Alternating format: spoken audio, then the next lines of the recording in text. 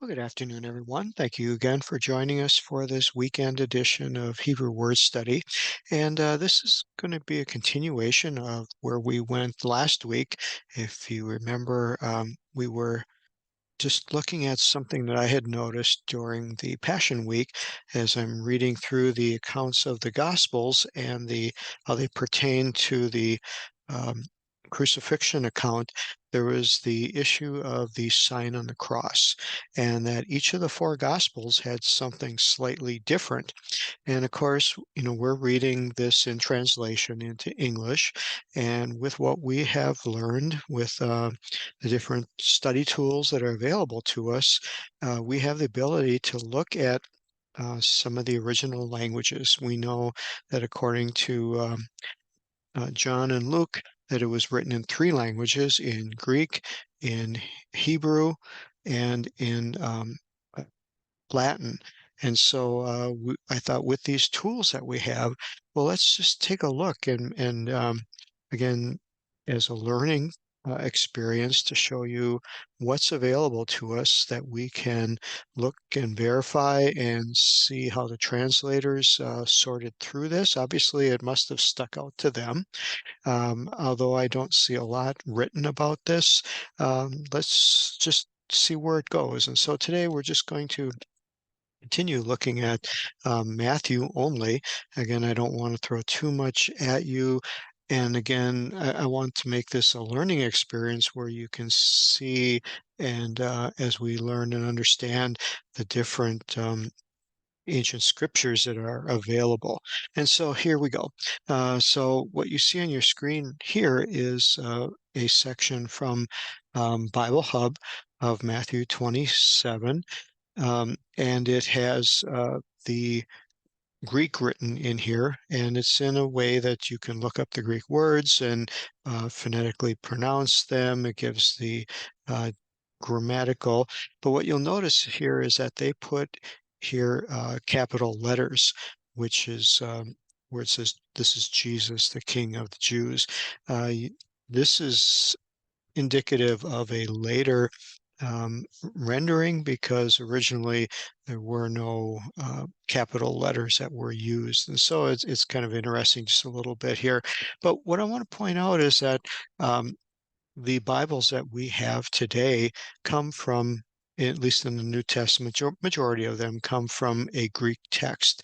And there are actually four Greek texts that have found their way into a basis for English translation. There is the Westcott Hort, which is kind of combined with the Nestle Aland, and from there, there's a number of Bibles that are based upon that. There is the Byzantine text form. This is somewhat which um, is indicative of the classifications of the Greek text. There are about 5,000 Greek texts that are known to exist. And remember that most all of these are in fragmented forms. Unfortunately, there was not a complete grouping of all of the Gospels and all of the New Testament works in a nice binder from antiquity, saying this is the original, and here they all are in order, and no page, everything is just letter for letter identical. What we have are fragments and pieces that have been put together through time. And actually, the one who was very instrumental in this is a Dutch scholar named Erasmus, who uh, was one of the first ones to compile the Greek texts, and that formed the basis for Stephan's 1550 and the Scrivener text. And the Stephan's 1550 was the start of what is called the Textus Receptus, or the grouping together, compiling of fragments of portions of these books of the New Testament that the scholars went through, sorting through these 5,000 manuscripts and fragments and pulling together, comparing them, looking at the things that were the same, looking at the things that were different, looking at the spellings and looking and trying to sort them through the missing pieces and putting together a document that became the basis for the King James Version. Then the last one here is the Tischendorf, which is one that's somewhat of a later find, but has again, all of them have their proponents, and I'm not here to debate any of them other than to let you know that they are out there and they are each used for different English translations of the Bible. So we are able to pull these together, and what you will see here, where my cursor is moving, are these four different basis text here. And while the Greek obviously may not be readable to most of us, we can look at them kind of pictorially and look at the words for words. You see the same word used here, same word used here. You see the O that's used. You see the basileus, which is the basileos, which is the word for king. You see the tov, and then you see the Iudios, which is the word for Jews. So you see that all of these texts agree here in this writing. And so above it here, we look at the Aramaic, which exists to us, and for those of us who are reading the Hebrew, which is very similar to Aramaic, you'll see that it has it. Here's the word for Jesus, Yeshua, Malachah de Judah, so King of the Jews. Now, we also have the ability to look at the Latin. Again, this is just where the beauty of this comes in, is that if you have questions, if you have things that you want to study, and again, all of us study for different reasons, and there are many times when we look at a scripture, a verse, and just say, well, I want to know more, where it sticks with you, and you just want to dig into it, and you want to dig deeper than maybe what um, you can get out of the English.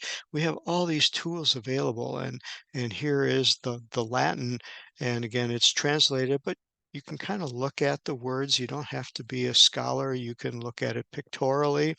And of course, you see Jesus, you see the word Judaorum, which would mean Jews. The Rex would be related to king. And then, here the Hic Est. So again, it looks like it's pretty close. They're all following the same thing.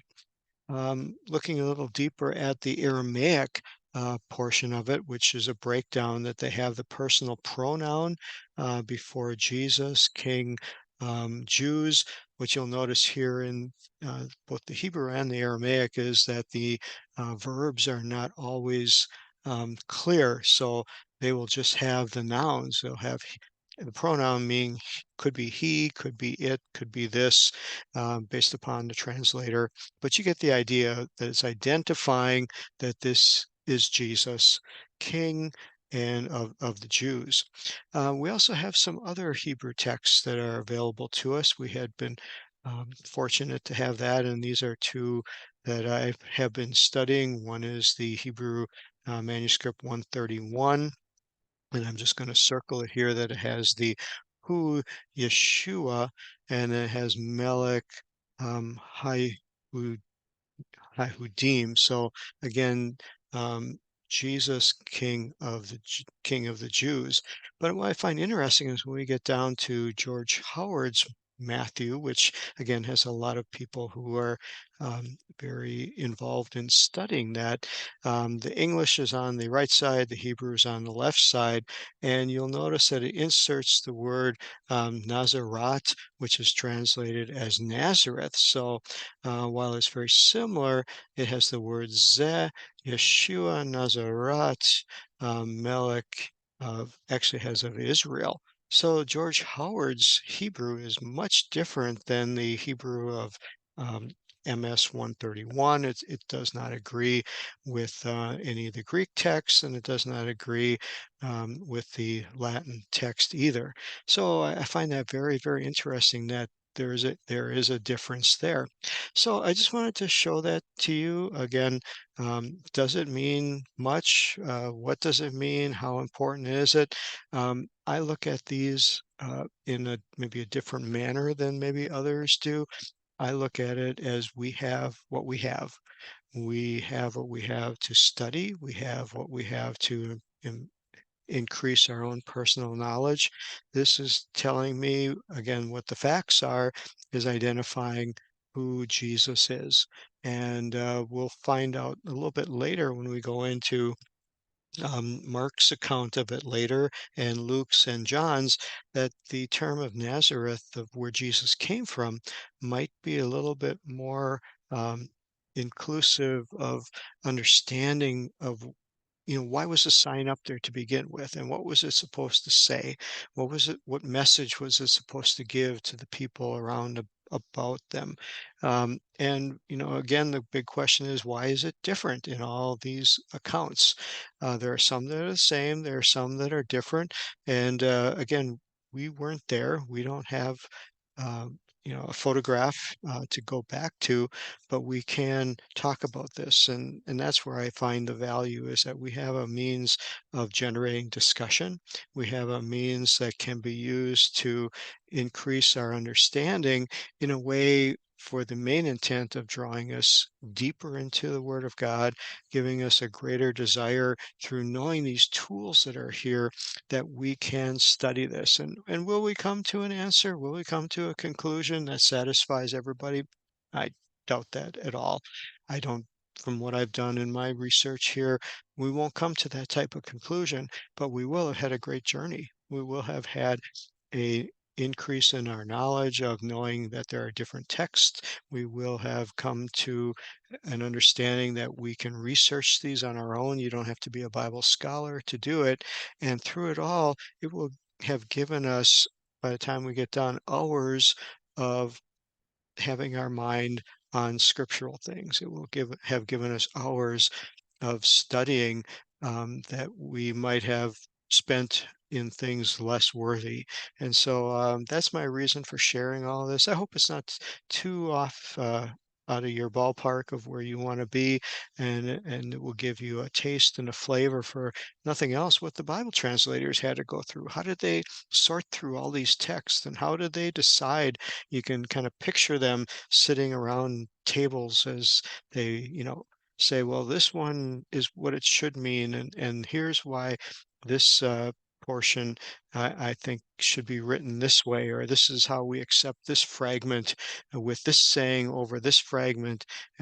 Do we go through and look at all of the times it was used? Were there 4,000 fragments that had, um, you know, it just the way it was without the word Nazareth? And was there 1,000 fragments that had Nazareth in it? And so the translators decided, okay, the majority wins. We leave out the word Nazareth, and that's how it got to be included in this final grouping of verses. So again, hopefully that's what this study will do, is open our eyes to all of those things of what went on as we search through and have these beautiful opportunities to study God's Word. So God bless you. Have a good rest of your week, and stay tuned, and we'll continue with this more next weekend. Bye bye.